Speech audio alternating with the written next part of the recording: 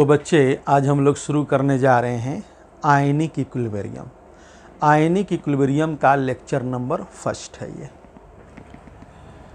हम लोग शुरू करने जा रहे हैं जिसका नाम है आयनिक इक्विलिब्रियम।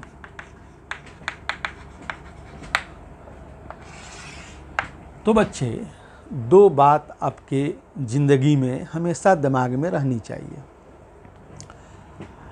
शुरू करने से पहले ये दो बात दिमाग में रहे। एक तो ये रहे कि जो आपकी ज़िंदगी है, लाइफ है, इसमें स्ट्रगल जरूरी है। ये जो आपकी ज़िंदगी है इसमें स्ट्रगल रहेगा तो ही जो पाना चाहते हैं वो मिलेगा। दूसरा, आप जो पढ़ाई कर रहे हैं, टीचर कोई कंसेप्ट आपको बता रहा है, उस कंसेप्ट पे 100% कमांड होना चाहिए। यानी उसमें 0% क्या हो, कंफ्यूजन हो, बिल्कुल कंफ्यूजन नहीं हो। आपकी ज़िंदगी है, ये आपकी लाइफ है, इस लाइफ में स्ट्रगल रहेगा तो आप सक्सेस हो जाएंगे। और जो सर हम अभी आपको जो बात बताएंगे, या फिजिक्स, मैथ्स, बायो जो आप कहीं पढ़ रहे हो, उसका एक कॉन्सेप्ट रहता है। हर टॉपिक हेडिंग का एक कॉन्सेप्ट होता है। उस कॉन्सेप्ट पे 100% कमांड होगा तो सक्सेस मिलेगा। ये दोनों रहना चाहिए। एक तो ये तो आपको करना ही है। दुनिया का कोई भी आदमी हो, किसी भी लाइन में हो, स्ट्रगल करेगा, मेहनत करेगा तो ही उसमें आगे बढ़ सकता है। स्ट्रगल नहीं करेगा, मेहनत नहीं करेगा तो जो दूसरे लोग होंगे उसको पैर से मसल के आगे बढ़ जाएंगे। अभी जो हम बात करेंगे, या फिजिक्स, मैथ्स जो भी आप कहीं पढ़ रहे हैं, तो जो कॉन्सेप्ट होगा उस पे 100% कमांड होना चाहिए। उसके लिए वीडियो को खूब अच्छे से देखना है। और कहीं कन्फ्यूजन होगा तो उसको क्या करना है, उसको बैक करके देखना है। संडे में हम वक्त आपको देंगे, 9 से 11 हम AM में समय देंगे। उसमें आप कॉल करके कोई कन्फ्यूजन आप है तो आप पूछ सकते हैं। ये संडे में रहेगा, ठीक है ना। तो सबसे पहले बच्चों हम देखें कि आयनिक इक्विलिब्रियम क्या होता है। What is ionic equilibrium. तो आयनिक इक्विलिब्रियम के बारे में कह रहा है कि द इक्विलिब्रियम, वह इक्विलिब्रियम विच जो established between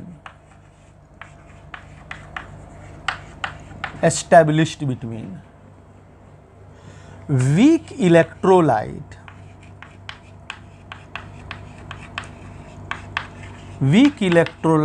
and ions, या आयंस, या तो वीक इलेक्ट्रोलाइट और आयंस, नहीं तो आयन के बीच होता हो, ion and ions, is called, उसका नाम क्या है, उसको हम लोग कहते हैं आयनिक इक्विलिब्रियम। सर बोले आयनिक इक्विलिब्रियम के बारे में कि the equilibrium which is established between, जो एस्टैब्लिश्ड हो बिटवीन वीक इलेक्ट्रोलाइट और आयंस, या ions and ions, is called ionic equilibrium. तो इसका एग्जाम्पल देखें। जैसे इसका एग्जाम्पल हम यहाँ लिख रहे हैं। जैसे ये आपका एसिटिक एसिड है, ये न्यूट्रल है। ये क्या करता है, चूंकि ये वीक एसिड होता है तो इसमें इक्विलिब्रिया आएगा और CH3COO पर -H पर एक प्लस होगा। तो इधर जो हमारा मॉलिक्यूल है वह न्यूट्रल मॉलिक्यूल है, उधर आयन है। इधर मॉलिक्यूल है और उधर आयन है। तो ये भी हमारा आयनिक इक्विलिब्रियम में पढ़ना होगा। एक दूसरा एग्जाम्पल ले लेते हैं, जैसे मान लीजिए Fe पर 2+ एक्वस है और HCN पर 1- एक्वस है, ये दोनों लोग मिले तो FeHCN टू दी पावर 2+ आ गया। ये क्या हुआ, ये जो 1+ हुआ एक्वस, ये क्या हुआ तो ये इधर देखिए, इधर हमारा मॉलिक्यूल है और उधर आयन्स हैं, इधर भी आयन है और उधर भी आयन है, ठीक है ना। तो ये दो तरह के रिएक्शन हम लोग आयनिक इक्विलिब्रियम में बात करेंगे। यानी आयनिक इक्विलिब्रियम का कोई आपसे डिफिनीशन पूछे तो आप बोलेंगे the equilibrium which is established between weak electrolyte and ions. वह इक्विलिब्रिया जो वीक इलेक्ट्रोलाइट और आयन्स के बीच होता हो या आयन आयन के बीच होता हो, उसका नाम है आयनिक इक्विलिब्रियम, ठीक है ना। अब कौन वीक एसिड, कौन स्ट्रॉन्ग एसिड, सब हम लोग इसमें बात करेंगे। अभी हम आपको एक डिफिनीशन बताए, ये दो उसका एग्जाम्पल बताए, दोनों को दिमाग में रखना है। उतारिए। तो बच्चे हम लोग देखने जा रहे हैं कि इलेक्ट्रोलाइट के बारे में। एक सब्सटेंस इलेक्ट्रोलाइट होता है और दूसरा सब्सटेंस नॉन इलेक्ट्रोलाइट होता है। इस नेचर में ये दो तरह के सब्सटेंस होते हैं। तो इलेक्ट्रोलाइट क्या होता है, इलेक्ट्रोलाइट का डिफिनीशन क्या होगा, कह रहा है अ सब्सटेंस, वह substance which can furnished ions in aqueous solution। वह आयन जो वह सब्सटेंस जो आयन को फर्निश करता हो, देता हो इन एक्वस सॉल्यूशन, पानी के अंदर, उसको हम लोग क्या कहते हैं, उसको कहते हैं इलेक्ट्रोलाइट। जैसे एग्जाम्पल क्या हुआ, NaCl सॉल्यूशन, कोई NaCl का सॉल्यूशन हो या KCl सॉल्यूशन या CaCl2 का सॉल्यूशन या H2SO4 का सॉल्यूशन, ये सब क्या है, ये इलेक्ट्रोलाइट है। अच्छा, कह रहा है नॉन इलेक्ट्रोलाइट क्या होता है, कह रहा है अ सब्सटेंस, वह substance which does not furnish, जो नहीं देता हो, क्या, आयन्स नहीं देता हो इन एक्वस सॉल्यूशन, जो सॉल्यूशन में आयन नहीं देता हो उसको हम लोग क्या कहते हैं, उसको हम लोग कहते हैं नॉन इलेक्ट्रोलाइट। जैसे एग्जाम्पल ग्लूकोज का सॉल्यूशन, ग्लूकोज का फॉर्मूला C6H12O6 ग्लूकोज सॉल्यूशन हुआ, या आपका फ्रुक्टोज सॉल्यूशन हुआ, उसका भी फॉर्मूला यही होता है C6H12O6 ये सॉल्यूशन, या sucrose solution cane sugar C12H22O11 solution, ठीक है ना बाबू, या आपका यूरिया सॉल्यूशन, यूरिया का सॉल्यूशन, यूरिया का फॉर्मूला NH2CONH2, ठीक है बच्चे। ये क्या है, ग्लूकोज है। ग्लूकोज फ्रुक्टोज दोनों का मोलिकुलर फॉर्मूला एक ही होता है, स्ट्रक्चर में अंतर होता है। ये ग्लूकोज उस समय होगा, ये अगर ग्लूकोज है तो इसलिए है कि इसका स्ट्रक्चर ऐसा रहा होगा, यहाँ पे एक OH, दूसरा OH यहाँ पे, तीसरा OH यहाँ पे, चौथा OH यहाँ पे और पांचवा यहाँ पे, 1 2 3 4 5 6, ये ग्लूकोज है। अल्डिहाइड ग्रुप होता है, यहाँ पे क्या है, हाइड्रोजन है। अब यहाँ पे मान लीजिए हम बोल रहे हैं कि भाई ये फ्रुक्टोज है, इसको बोले कि ये फ्रुक्टोज है, तो फ्रुक्टोज कहने का मतलब इसका स्ट्रक्चर ऐसा नहीं होगा, उसमें कीटोनिक ग्रुप होगा। जैसे यहाँ पे ये ग्रुप अल्डिहाइड है ना, ये group aldehyde C double bond OH aldehyde, तो ये ग्लूकोज है।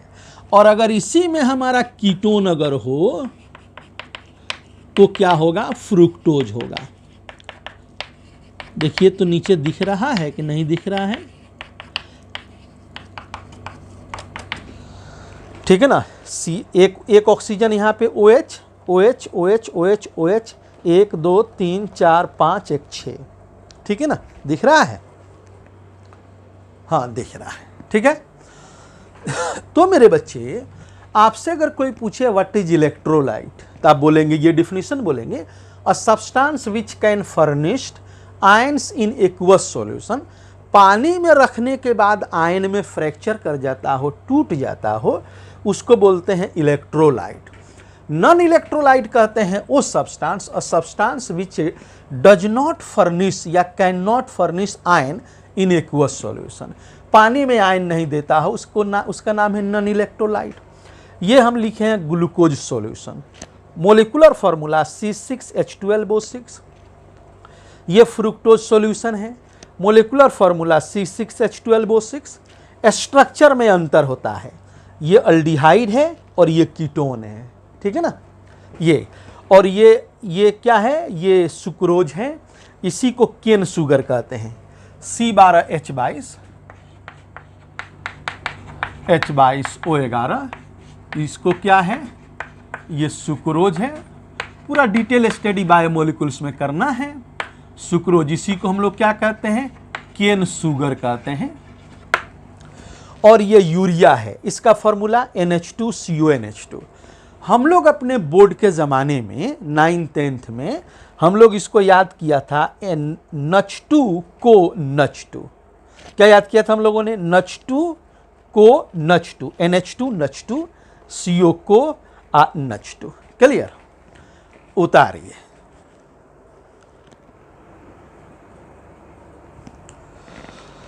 तो बच्चे, हम लोग बात करने जा रहे हैं, ये तो बात किया था इलेक्ट्रोलाइट और नॉन इलेक्ट्रोलाइट।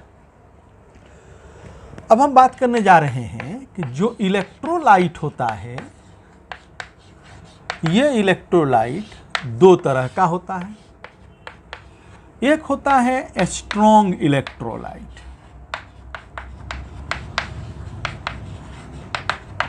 और दूसरा होता है वीक इलेक्ट्रोलाइट।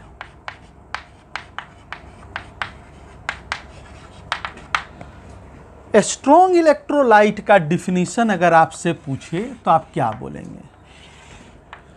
कह रहा है द इलेक्ट्रोलाइट यानी सब्सटेंस, कोई सब्सटेंस हो इलेक्ट्रोलाइट। इलेक्ट्रोलाइट वो हुआ जिसको पानी में रखे तो टूटने की प्रवृत्ति उसके अंदर हो, टूटता हो। The electrolyte which perform approximately 100% dissociation, जो 100% डिसोसिएशन करता हो इन एक्वस सॉल्यूशन, जो पानी के अंदर 100% टूट जाता हो, ठीक है ना। अप्रॉक्सीमेट लिखें क्योंकि कोई भी बॉडी 100% आइडियल नहीं होता है, टूटेगा तो 95, 96, 94 इतना परसेंट टूटता है, लोग उसको 100 ही मानते हैं। करा है कि द इलेक्ट्रोलाइट विच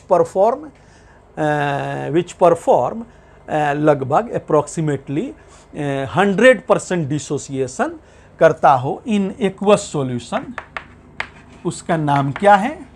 उसको हम लोग बोलते हैं स्ट्रॉन्ग इलेक्ट्रोलाइट। अब इस स्ट्रॉन्ग इलेक्ट्रोलाइट में 3 लोग इसके एग्जाम्पल में आते हैं। एग्जाम्पल नंबर 1 क्या होता है? वो होता है स्ट्रॉन्ग एसिड। स्ट्रॉन्ग एसिड कौन हुआ? जैसे HCl, जैसे आपका HNO3, जैसे हाइड्रोजन आयोडाइड, जैसे HClO3, जैसे H2SO4, ये लोग स्ट्रॉन्ग एसिड हैं, ठीक है ना। अच्छा, कह रहा है H2SO4 के बारे में एक बात आप दिमाग में रखिएगा कि H2SO4 अगर कॉन्क है, इफ ये कंसंट्रेटेड है, तो ये स्ट्रॉन्ग इलेक्ट्रोलाइट नहीं होता है, ये वीक इलेक्ट्रोलाइट होता है। देन तब इट इज वीक इलेक्ट्रोलाइट, याद रखिएगा, वीक इलेक्ट्रोलाइट। और इसका बेसिसिटी जो होता है वो 1 होता है, यानी H2SO4 जो है ये जाएगा, ये अगर कॉन्क है तो H पर 1 प्लस HSO4 पर 1 माइनस। ये वीक, अगर ये कॉन्क आपका है, कॉन्क है तो इसका बेसिसिटी कितना होगा, एन फैक्टर कितना होगा, एन फैक्टर 1 होगा, याद रखिएगा। ये स्ट्रॉन्ग इलेक्ट्रोलाइट उसी समय होता है जब ये डाइल्यूट होता है। ये कैसा होगा, डाइल्यूट होगा। डाइल्यूट अगर होगा तो उसका बेसिसिटी कितना होगा, उसका बेसिसिटी 2 होगा, यानी दोनों हाइड्रोजन निकल जाएंगे, ठीक है, याद रहेगा। H2SO4 ये हम स्ट्रॉन्ग इलेक्ट्रोलाइट का बात कर रहे हैं, जो स्ट्रॉन्ग एसिड है, तो डाइल्यूट H2SO4 स्ट्रॉन्ग इलेक्ट्रोलाइट होता है, कंसंट्रेटेड स्ट्रॉन्ग इलेक्ट्रोलाइट नहीं होता है। ये अगर हमारा कंसंट्रेटेड H2SO4 है तो ये पार्शियली टूटेगा और क्या करेगा, एक H पर 1 प्लस आयन क्या करेगा, फर्निश्ड करेगा, याद रखिएगा। तो हम ये बात किया, स्ट्रॉन्ग इलेक्ट्रोलाइट का डिफिनीशन बोल दिए, द इलेक्ट्रोलाइट या the substance which is dissociated completely in aqueous solution, पानी में 100% टूट जाता हो, उसका नाम क्या है, उसको बोलते हैं स्ट्रॉन्ग इलेक्ट्रोलाइट, जो स्ट्रॉन्ग एसिड हुआ। अच्छा, अब हम एग्जाम्पल नंबर दूसरा बात करते हैं। एग्जाम्पल नंबर दूसरा वो कौन हुआ, तो स्ट्रॉन्ग बेस, ठीक है ना, वो स्ट्रॉन्ग एसिड था, स्ट्रॉन्ग बेस। स्ट्रॉन्ग बेस का एग्जाम्पल कौन हुआ, जैसे NaOH हो गया, KOH हो गया, फर्स्ट ग्रुप का हाइड्रोक्साइड या फर्स्ट ग्रुप का आपको ऑक्साइड, मान लीजिए हम बात करें Na2O, K2O, ये लोग जो हमारे होते हैं स्ट्रॉन्ग बेस होते हैं, ठीक। मान लीजिए हम दूसरे में बात करें कि CaOH का होल 2 सेकेंड ग्रुप, या MgOH का होल 2, या इनका ऑक्साइड, ये तो हाइड्रोक्साइड है, इनका ऑक्साइड CaO। तीसरा कौन है, अगर AlOH का होल 3, ये स्ट्रॉन्ग नहीं होता है, या तो एल्युमिनियम हाइड्रोक्साइड या ये Al2O3। बच्चे ये दोनों, ये फर्स्ट ग्रुप का हाइड्रोक्साइड या ऑक्साइड, ये हाइड्रोक्साइड है, ये हाइड्रोक्साइड है, ये लोग कौन है, ऑक्साइड है। सेकेंड ग्रुप में beryllium, magnesium, calcium, strontium, barium, radium, इस वाले का हाइड्रोक्साइड या ऑक्साइड हो, ये भी स्ट्रॉन्ग होता है। लेकिन ये जो हमारे होते हैं ये एम्फोटेरिक होते हैं। कैसे होते हैं, एम्फोटेरिक होते हैं। एम्फोटेरिक का मतलब ये एसिडिक और बेसिक दोनों कैरेक्टर के होते हैं, ठीक है ना। ऐसे इनका झुकाव बेस की तरफ ज़्यादा होता है, लेकिन ये ऐसे पूछे कि ये एसिड है कि बेस है, क्या है, तब बोलिएगा एम्फोटेरिक सब्सटेंस है, यानी एसिड बेस दोनों है, ठीक है। तो आपको ये दिमाग में आपने रख लिया स्ट्रॉन्ग एसिड कौन कौन लोग हुए, स्ट्रॉन्ग बेस कौन कौन हुए, ठीक है ना। और अब हम बात करने जा रहे हैं तीसरा जो हमारा एग्जाम्पल है, तीसरा उसका नाम क्या है, स्ट्रॉन्ग सॉल्ट। इस स्ट्रॉन्ग सॉल्ट लोग नहीं बोलते हैं, इसको क्या बोल देते हैं, स्ट्रॉन्ग इलेक्ट्रोलाइट। स्ट्रॉन्ग बोलते हैं, सॉल्ट नहीं बोल करके लोग इलेक्ट्रोलाइट बोल देते हैं। इसमें ओ होगा जिसका कोई एक आयन या तो स्ट्रॉन्ग बेस चाहे स्ट्रॉन्ग एसिड से आया हो। जैसे मान लीजिए हम बात करें कि NaCl कैसा होगा, तो ये स्ट्रॉन्ग इलेक्ट्रोलाइट है। कैसे कि अगर आप देखिए तो ये सोडियम हमारा स्ट्रॉन्ग बेस से आया है, अब क्लोरीन भी किससे आया है? स्ट्रॉन्ग एसिड से आया है। तो या तो दोनों इसका आयन, कटायन एनायन दोनों स्ट्रॉन्ग एसिड बेस से आया हो, या कोई एक जो है वह किससे आया हो? स्ट्रॉन्ग एसिड या स्ट्रॉन्ग बेस से आया हो। जैसे मान लीजिए Na2CO3, ये सोडियम आयन है और ये कार्बोनेट आयन है, तो हम बताएंगे कि भाई ये कार्बोनिक एसिड जो होता है वीक एसिड होता है, बट ये तो स्ट्रॉन्ग से आ रहा है। कोई एक आयन स्ट्रॉन्ग से आ जाएगा तो हम स्ट्रॉन्ग इलेक्ट्रोलाइट ही बोलेंगे। अच्छा, मान लीजिए हम बात करें CH3 COO Na चाहे K, हम ये बात किए। पोटासियम एसीटेट का बात किए, तो पोटासियम एसीटेट में देखिए ये एसीटेट तो वीक एसिड से आया है, हम बताएंगे वीक एसिड के बारे में, ठीक है ना। या पहले से जो आप पढ़ाई की हैं उससे भी थोड़ा कंसेप्ट आपके दिमाग में होना चाहिए कि एसिटिक एसिड वीक एसिड होता है, जितने भी ऑर्गेनिक एसिड होते हैं वीक होते हैं। अच्छा, ये पोटासियम किससे आ रहा है? देखिए स्ट्रॉन्ग से आ रहा है। तो ये हमारे जो होते हैं स्ट्रॉन्ग इलेक्ट्रोलाइट होते हैं, स्ट्रॉन्ग सॉल्ट, जिसको लोग स्ट्रॉन्ग सॉल्ट नहीं बोल करके स्ट्रॉन्ग इलेक्ट्रोलाइट बोलते हैं। अच्छा, याद रखिएगा इसमें दो एक्सेप्शन है, कह रहा है HgCl2 और कैडमियम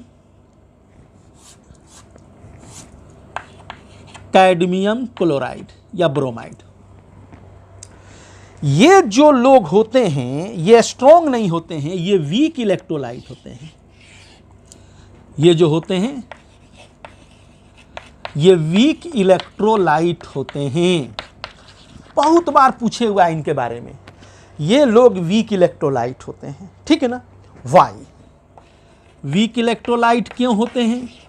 तो इनका आंसर ये है कि कैडमियम पर 2+ हो चाहे मरकरी पर 2+ हो, इन लोगों का साइज बहुत छोटा होता है। साइज छोटा होने के कारण जो फजांस रूल है वह क्या करता है कि कटायन का साइज अगर छोटा हो तो एनायन को टाइटली होल्ड कर लेगा। जब एनायन को टाइटली होल्ड कर देगा तो उसको टूटने का प्रोबेबिलिटी कम हो जाएगा, ठीक है ना। तो भाई तो आप लिखेंगे because of a smaller size of, या तो कैडमियम पर 2+ चाहे मरकरी पर 2+। इसको हटा देते हैं। तो इलेक्ट्रोलाइट में दो लोग होते हैं, strong electrolyte, weak electrolyte. Strong electrolyte जो हमारा होता है उसका डिग्री ऑफ डिसोसिएशन जो होता है, डिग्री ऑफ डिसोसिएशन जिसको अल्फा कहते हैं, ये लगभग 1 होता है, जिसको लोग 1 ही बोलते हैं, ठीक है ना। या इसी को बोलता है कि 100% होता है। स्ट्रॉन्ग इलेक्ट्रोलाइट का डीओडी जो होता है अल्फा, डिग्री ऑफ डिसोसिएशन 1 होता है या 1 के करीब होता है, ठीक है। अब वही अगर हम वीक इलेक्ट्रोलाइट का बात करें तो इसका डिग्री ऑफ डिसोसिएशन जो होगा वह 1 से बहुत कम होता है, वह समझिए 0.05 होता है, ठीक है। तो एक स्ट्रॉन्ग इलेक्ट्रोलाइट का डिफिनीशन बता दिया। स्ट्रॉन्ग इलेक्ट्रोलाइट में 3 लोग आए। स्ट्रॉन्ग एसिड में ये एग्जाम्पल दिमाग में रखना है, H2SO4 में डाइल्यूट H2SO4 स्ट्रॉन्ग होता है, और अगर हम कंसंट्रेटेड कॉन्क H2SO4 की बात करें तो वीक इलेक्ट्रोलाइट होता है जिसका N फैक्टर 1 होता है। और H2SO4 डाइल्यूट अगर होगा तो उसका बेसिसिटी कितना होगा? उसका बेसिसिटी 2 होगा और वह स्ट्रॉन्ग इलेक्ट्रोलाइट होगा, यानी स्ट्रॉन्ग एसिड होगा। स्ट्रॉन्ग बेस में हमने लिखा है फर्स्ट ग्रुप का, यानी lithium, sodium, potassium, rubidium, caesium, first group का हाइड्रोक्साइड या ऑक्साइड हो, या सेकेंड ग्रुप का हाइड्रोक्साइड या ऑक्साइड हो, थर्ड वाले में जो आता है वह एम्फोटेरिक होता है, यानी एसिड बेस दोनों बिहेवियर आते हैं। स्ट्रॉन्ग सॉल्ट को लोग स्ट्रॉन्ग इलेक्ट्रोलाइट बोलते हैं जिसका कटायन या एनायन या दोनों किससे आया हो? स्ट्रॉन्ग एसिड या स्ट्रॉन्ग बेस से आया हो। लेकिन ये दोनों अपवाद हैं। जैसे आप ये देखिए, ये क्लोरीन स्ट्रॉन्ग एसिड से आ रहा है, chloride HCl, HCl strong acid है लेकिन ये वीक इलेक्ट्रोलाइट है। या हम कैडमियम क्लोराइड, ये हमारा क्लोरीन स्ट्रॉन्ग एसिड का कंपोनेंट होता है, लेकिन ये दोनों वीक इलेक्ट्रोलाइट होते हैं। वीक इलेक्ट्रोलाइट हैं, पूछा क्यों वीक इलेक्ट्रोलाइट हैं? इसलिए because of smaller size of cadmium पर 2+ या ये मरकरी पर 2+, विच होल्ड्स एनाइन टाइटली, जो एनाइन को टाइटली होल्ड कर लेता है, जिसके कारण उसको टूटने की प्रोबेबिलिटी कम हो जाती है। ठीक है ना, इतना ही रखिए, उतारिए, बात करते हैं।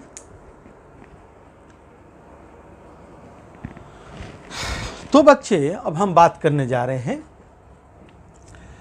जिसका नाम क्या है, वीक इलेक्ट्रोलाइट।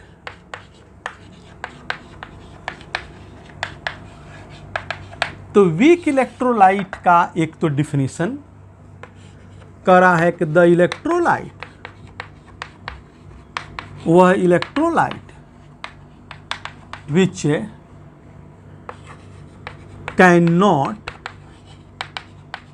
डिसोसिएट completely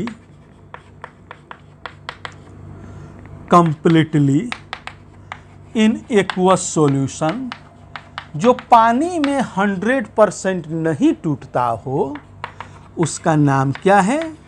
उसको बोलते हैं वीक इलेक्ट्रोलाइट। इसका जो डिग्री ऑफ डिसोसिएशन जो अल्फा होगा वो लेस देन 1 होगा।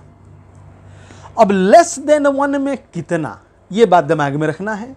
1 से कम होगा, अप्रोक्सीमेट नहीं होगा, 1 से कम। 1 से कम में बहुत कम होता है, कितना?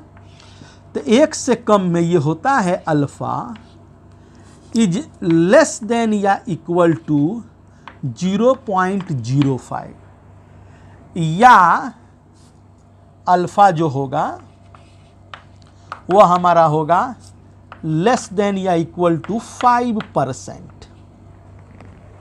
ठीक है ना, अल्फा जो हमारा होगा वो लेस देन या इक्वल टू 0.05, और अगर हम 100 से भाग देंगे तो ये चला जाएगा, ये वाला वैल्यू आ जाएगा।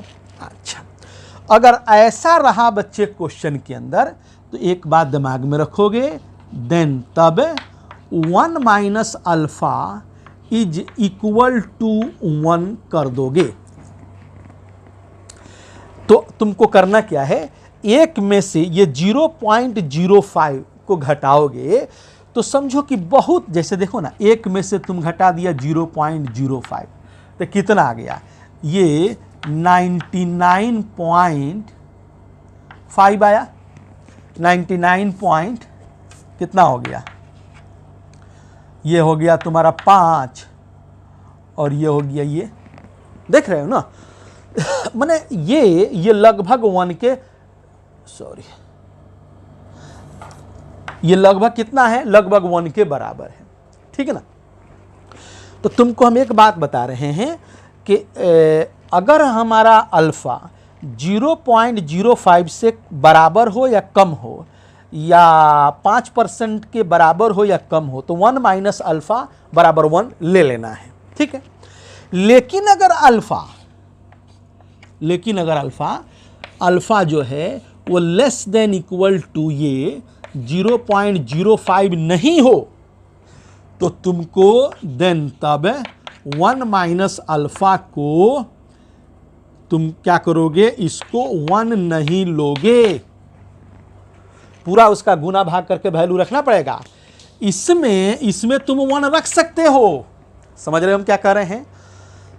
क्वेश्चन के अंदर, क्वेश्चन बनाने में जहां अप्रोक्सीमेशन तुम करोगे, अल्फा का वैल्यू कहीं मिलेगा 0.05 से कम या बराबर होगा, तो 1 माइनस अल्फा बराबर 1 रख देना। ठीक है ना, इसमें जोड़ घटाव नहीं करोगे। अच्छा, लेकिन अगर अल्फा का वैल्यू जो दे रखा है वह 0.05 के बराबर से कम या बराबर नहीं है, तो उसको तुम 1 नहीं करोगे। ये बात हम बताए।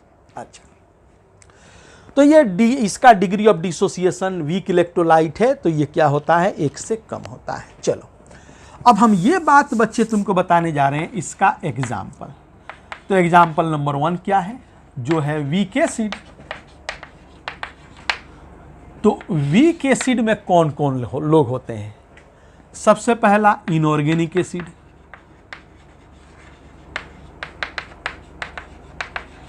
इनऑर्गेनिक एसिड में मतलब इनऑर्गेनिक एसिड में जो कौन कौन मिलेंगे तुमको? Carbonic acid H2CO3, hydrocyanic acid, boric acid H3BO3। इसका नाम क्या है? Carbonic acid.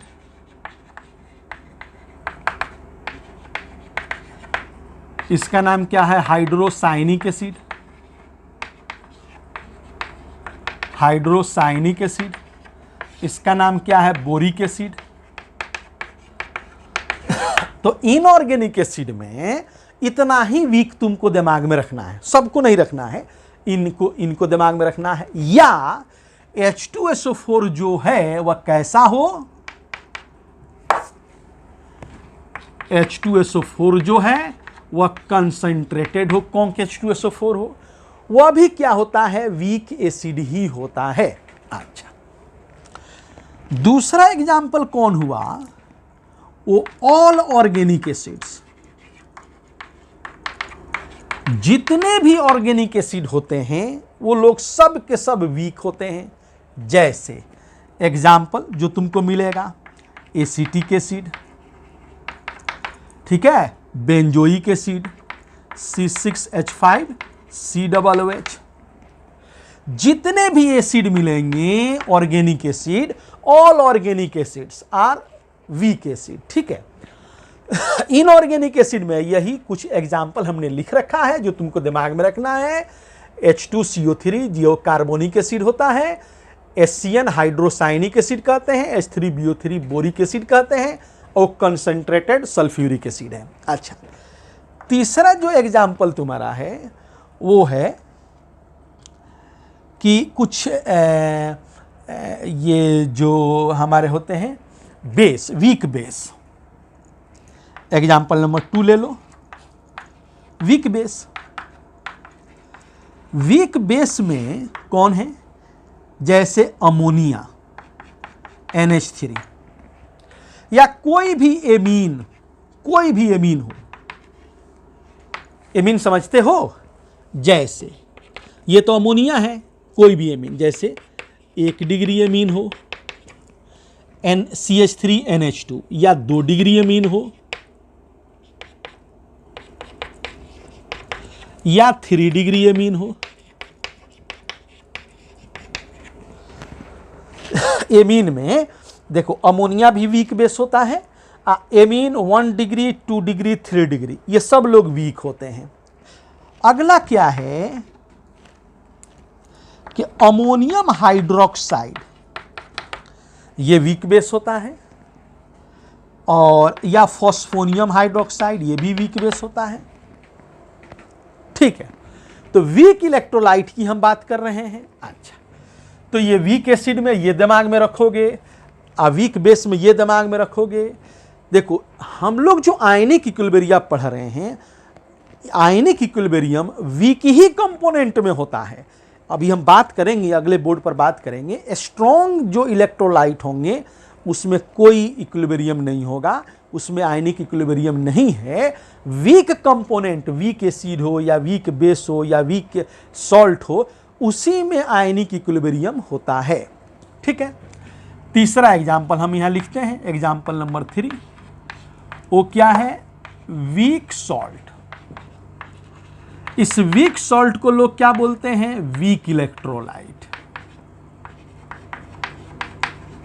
उतारने में दिक्कत तुमको नहीं होना चाहिए। इसमें वो एग्जाम्पल आएगा जिसका कटायन और एनायन दोनों वीक एसिड और बेस से आया हो। कटायन और एनायन दोनों वीक कंपोनेंट से आया हो, वह क्या होगा? वह तुम्हारा होगा वीक सॉल्ट होगा, जिसका नाम क्या है? वीक इलेक्ट्रोलाइट वो होगा। ठीक है ना।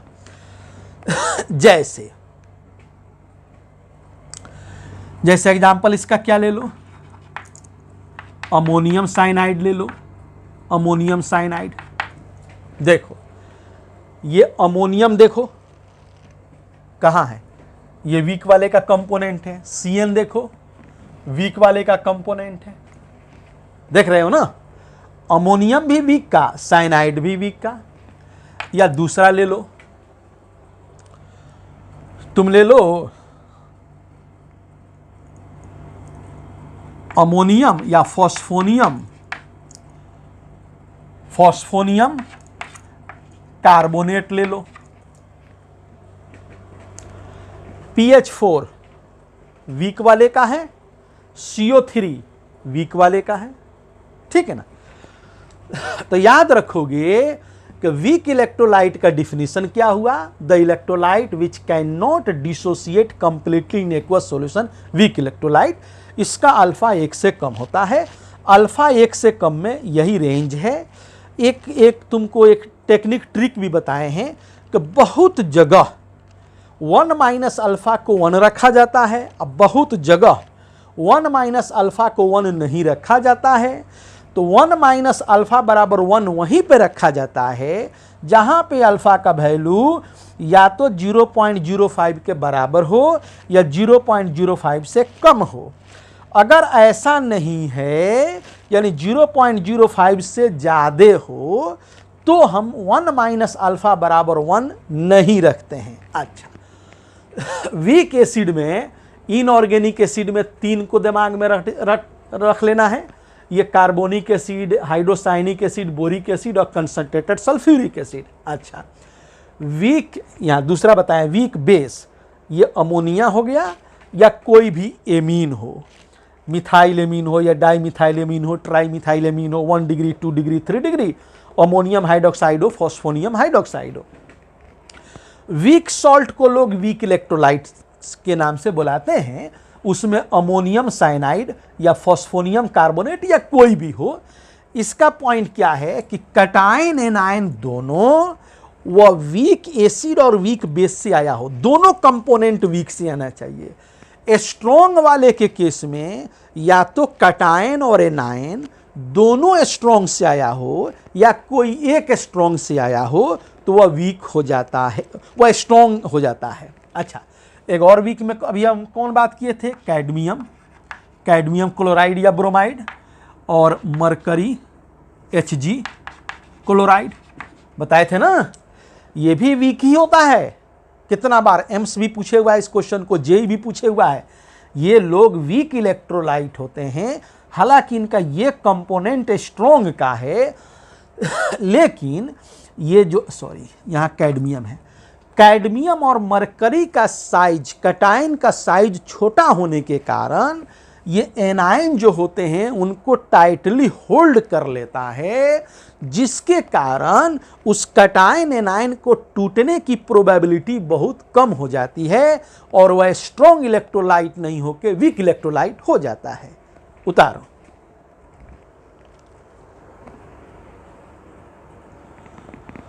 तो बच्चे अब देखो,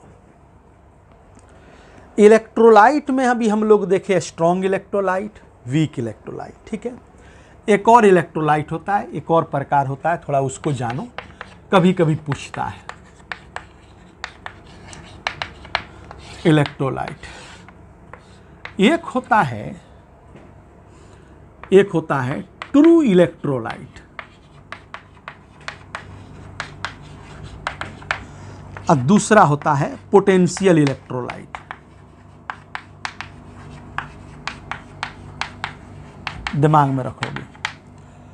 ट्रू इलेक्ट्रोलाइट क्या होता है, इस दोनों में टूटेगा, इस दोनों के अंदर डिसोसिएशन होगा, इसमें भी डिसोसिएशन होगा, परफॉर्म डिसोसिएशन, ये भी डिसोसिएशन करेगा, और ये भी क्या करेगा, परफॉर्म डिसोसिएशन।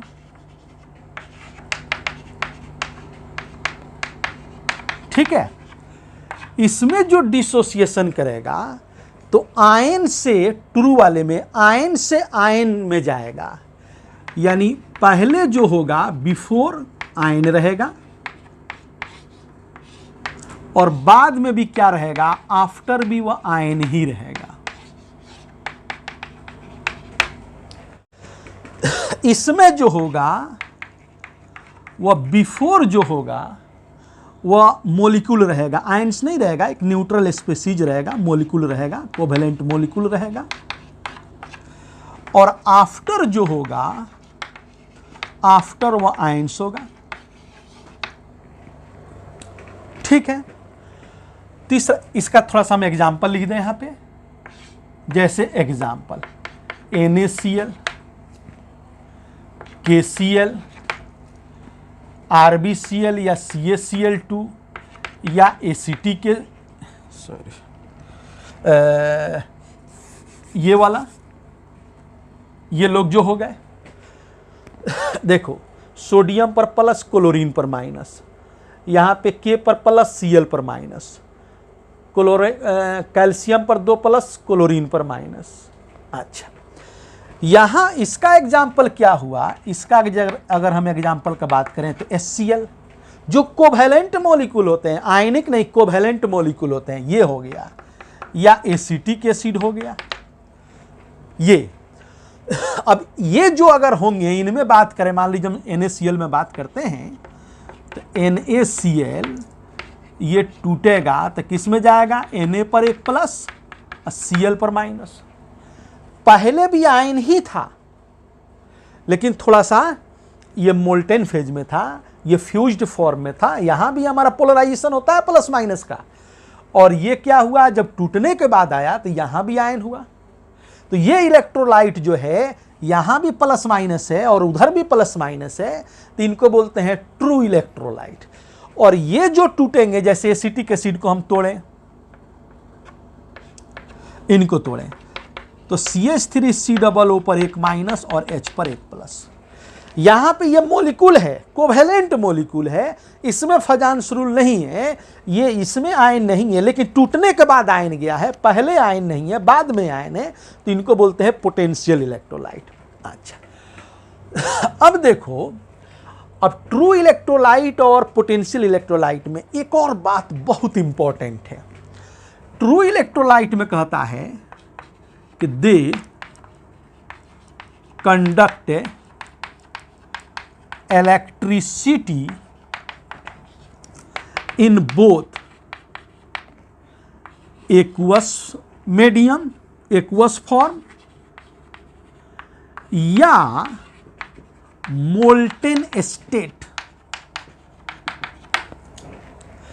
दे कंडक्ट इलेक्ट्रिसिटी, ट्रू इलेक्ट्रोलाइट जो हमारा होता है वह इलेक्ट्रिसिटी को कंडक्ट करता है, एक्वस फॉर्म में भी करता है, मोल्टेन स्टेट में करता है, अब मोल्टेन स्टेट में भी करता है। मोल्टेन को ही फ्यूज्ड स्टेट कहते हैं। अच्छा, लेकिन पोटेंशियल इलेक्ट्रोलाइट में बात यह है कि they conduct electricity in aqueous form only, सिर्फ एक्वस फॉर्म में हीट और इलेक्ट्रिसिटी को कंडक्ट करेगा, but not conduct electricity in molten या फ्यूज्ड स्टेट। मोल्टेन या फ्यूज्ड एक ही होता है स्टेट। देखो, इतना समझा करके इत्मीनान से तुमको इसलिए बता रहे हैं कि कंपटीशन को बीट करने के लिए, कंपटीशन निकालने के लिए कॉन्सेप्ट जो है उस कॉन्सेप्ट पे 100% कमांड होना चाहिए। कोई भी बात है उस पर 100% कमांड होना चाहिए। ये नहीं कि हम आपको ऐसे पढ़ा रहे हैं, ऑनलाइन पढ़ा रहे हैं, तो हम यूं ही जो कहते हैं ऊपर स्लाइड आया, हम बताते गए, भागते गए, बताते गए, भागते गए, हर जगह आपके पास एरर जमा होता चला गया। हर बोर्ड में एरर, हर बोर्ड में एरर, हर बोर्ड में एरर, हर बोर्ड में एरर। तो उसमें क्या होगा कि फिर आप जब आपके सामने क्वेश्चन आएगा तो क्वेश्चन पे आप हावी नहीं हो पाएंगे, क्वेश्चन आप पे हावी हो जाएगा। तो याद रहे, आप अगर एंट्रेंस देने जा रहे हैं तो उसमें आपके और क्वेश्चन के बीच टक्कर होता है। उसमें क्या होता है, दोनों के बीच लड़ाई हो रही होती है। आप अगर क्वेश्चन पे हावी हो जाते हैं तब तो आप बीट कर लेते हैं इंट्रांस को। अगर क्वेश्चन आप पे हावी हो जाता है तो डेफिनेटली आप क्वेश्चन को नहीं कर पाएंगे, क्वेश्चन को नहीं बना पाएंगे। जब क्वेश्चन को नहीं बना पाएंगे तो फिर आप इंट्रांस निकालने से कासी रह जाएंगे। इसीलिए पूरी बात को पूरी हैयत के साथ, उसको पूरी इत्मीनान से एक एक बात बताया जा रहा है कि आपको पूरा टॉपिक पे कॉन्फिडेंस होना चाहिए। उतारिए।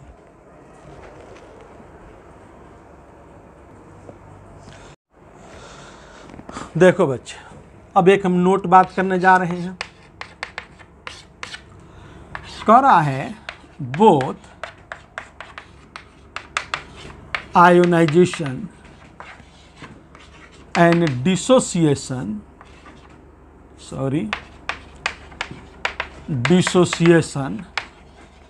Are different processes. ये दोनों सेम नहीं होता है, दोनों अलग अलग होता है। बेसिक अंतर क्या है? आयोनाइजेशन के केस में बच्चे, आयोनाइजेशन के केस में पहले जो आपका होगा, बिफोर में नो आयंस, आयंस नहीं होगा, और आफ्टर क्या होगा, लेटर आयन बन जाएगा।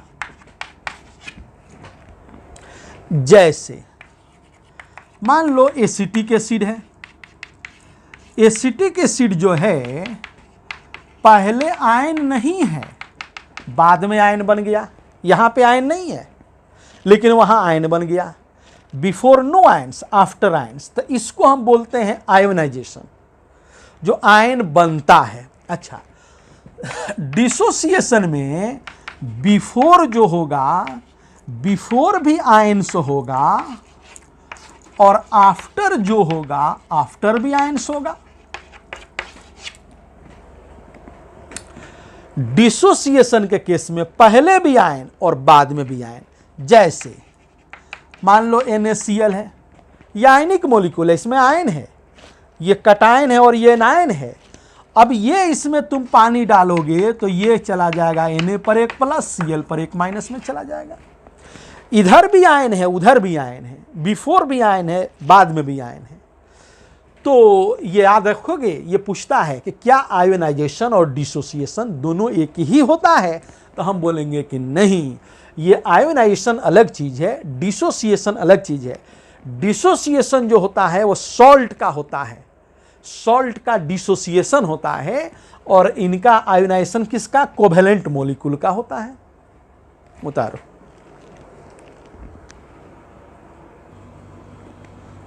अब देखो बच्चे, हम लोग टॉपिक लाने जा रहे हैं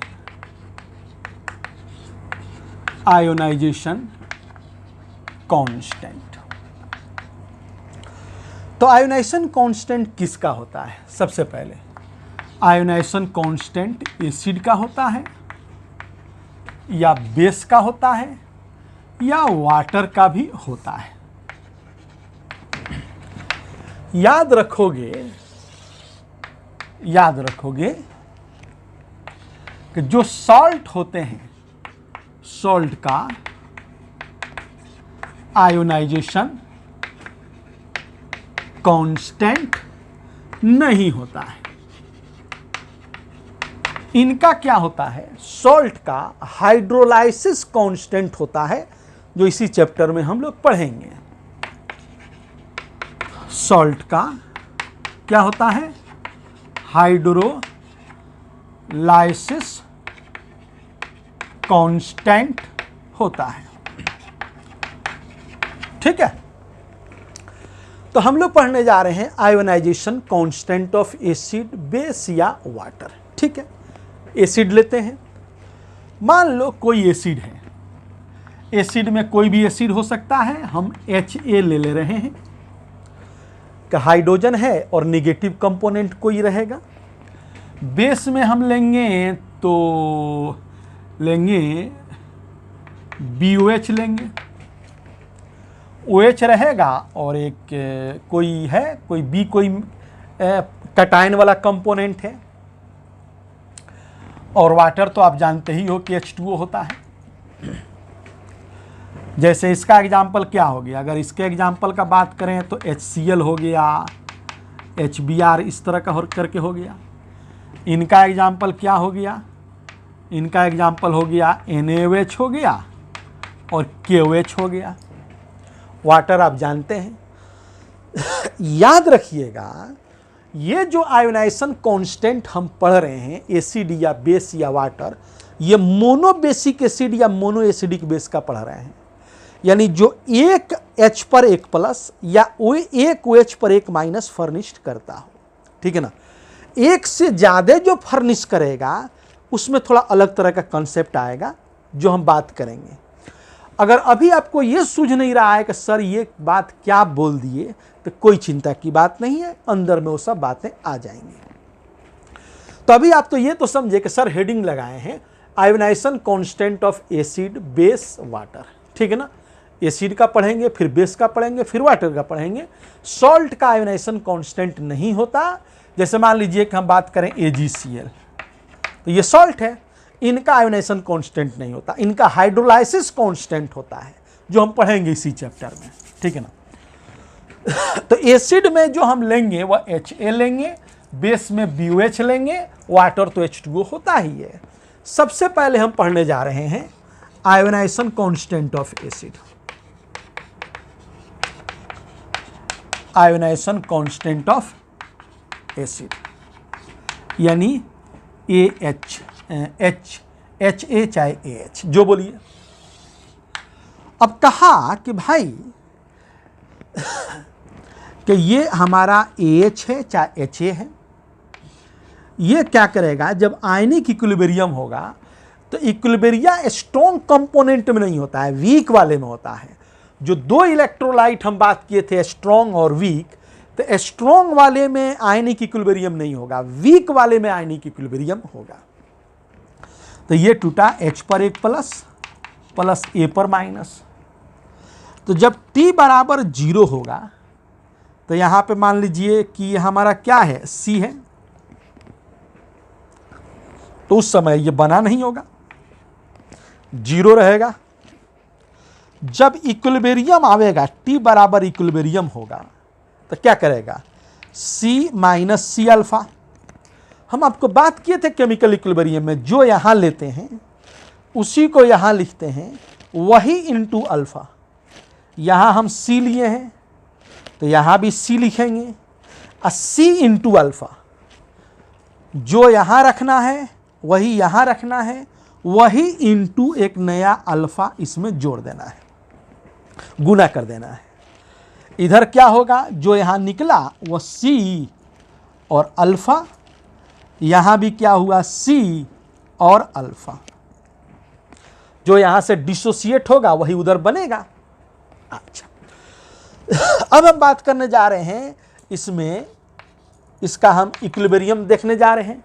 इक्विलिब्रियम में आप जानते हैं कि प्रोडक्ट का कंसंट्रेशन अब बटा रिएक्टेंट का कंसंट्रेशन H।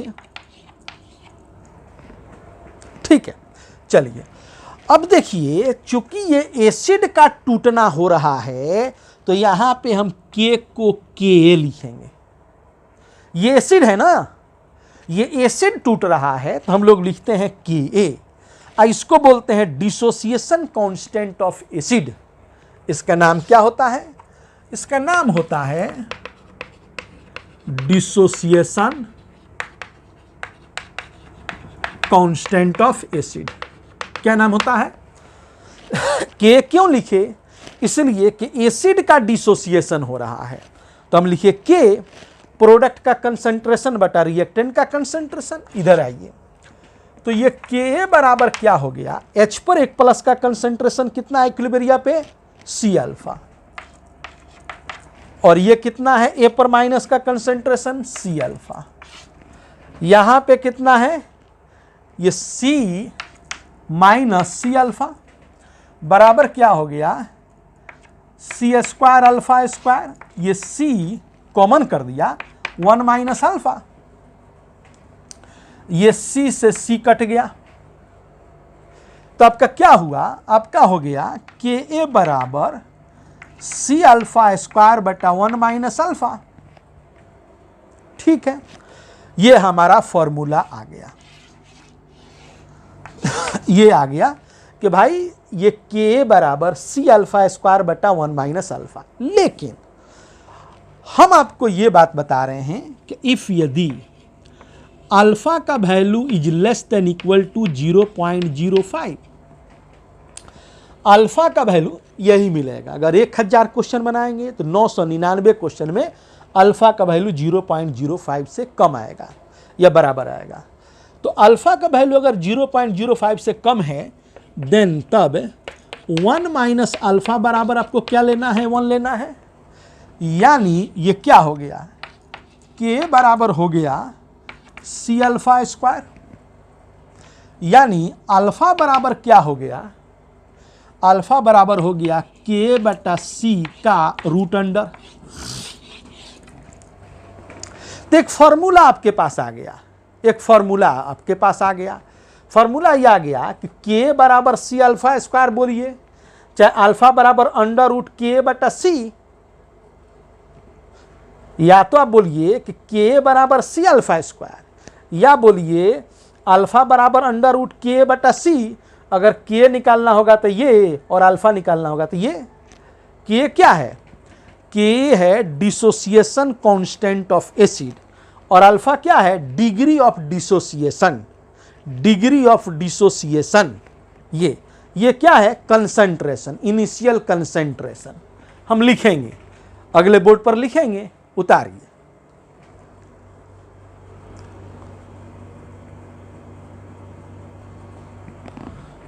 तो आपका था HA इक्विलिब्रिया, H पर प्लस A पर माइनस, T बराबर 0 पे ये C था। जब इनिशियल है तो बना ही नहीं होगा। जब इक्विलिब्रियम आपका आवेगा तो C minus C alpha, C alpha, C alpha. इसमें जब आप ऑपरेट किए थे तो K बराबर आ गया था C अल्फा स्क्वायर आया था। एक तो या तो ये दिमाग में रखिए, या आप अल्फा बराबर दिमाग में रख लीजिए अंडर रूट K बटा C, ऐसे दिमाग में रखिए। ठीक है ना। अच्छा, ये हुआ। अब देखिए पूछता है, एक और बात पूछता है कि एट इक्विलिब्रियम,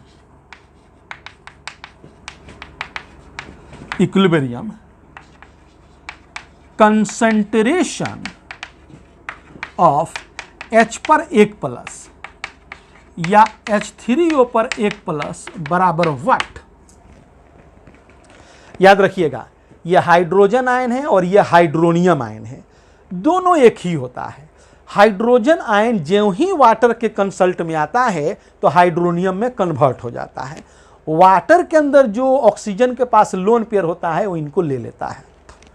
इनको हम क्या बोलते हैं, इनको हाइड्रोजन आयन बोलते हैं, इनको हाइड्रोनियम आयन बोलते हैं। एटमॉस्फेयर में जो पानी होता है ज्यों ही H पर 1 प्लस आता है तो पकड़ करके ये बना देता है। तो H पर 1 प्लस का मतलब H3O पर 1 प्लस, H3O पर 1 प्लस का मतलब H पर 1 प्लस, दोनों एक ही चीज है, कोई अंतर नहीं है। पूछा इनका कंसंट्रेशन इक्विलिब्रियम पे क्या होगा, तो ये इक्विलिब्रियम है, ये हमारा H पर 1 प्लस है, यही ना कंसंट्रेशन है। तो H पर 1 प्लस का कंसंट्रेशन पूछे या H3O पर 1 प्लस का कंसंट्रेशन पूछे, कंसंट्रेशन का ये बड़ा बॉक्स सिंबल होता है, बराबर क्या हो गया C अल्फा। और आपने देखा C अल्फा का वैल्यू आपके पास यहां है, क्या है, अल्फा बराबर अंडर रूट K बटा C, अल्फा का वैल्यू ये है। अच्छा, आगे क्या हो गया, under root C square by C। अगर ये C रूट में स्क्वायर रहा होगा तो बाहर निकलेगा तो C बन जाएगा, ये दोनों कट गया। यानी H पर 1 प्लस का कंसंट्रेशन हो या H3O पर 1 प्लस का कंसंट्रेशन हो, ये बराबर कितना हुआ, under root Ka into C। तो आपको एसिड के बारे में, वीक एसिड के बारे में 2 फॉर्मूला दिमाग में रखना है। ये dissociation constant of acid K बराबर C अल्फा स्क्वायर, या ये याद रखेंगे तो ये निकल जाएगा, अल्फा बराबर अंडर रूट के बाई सी। अच्छा, इधर क्या है, इधर H पर 1+ का कंसंट्रेशन या H3O पर 1+ का कंसंट्रेशन बराबर क्या है, अंडर रूट के इंटू सी। दो चीज आपसे, तीन चीज पूछता है, के का वैल्यू बताइए, अल्फा का वैल्यू बताइए, इक्विलिब्रियम पे H पर 1+ या H3O पर 1+ का वैल्यू बताइए, क्या होगा, क्वेश्चन के अंदर पूछता है। अब ये देखिए, एक हम नोट लिखने जा रहे हैं, बहुत इंपॉर्टेंट बात कह रहा है, के वैल्यू ऑफ के, बहुत इंपॉर्टेंट बात, वैल्यू ऑफ के, देखिए के फॉर्मूला में सी आया है, कंसंट्रेशन ऑफ एसिड है, लेकिन उस पर डिपेंड नहीं करता है।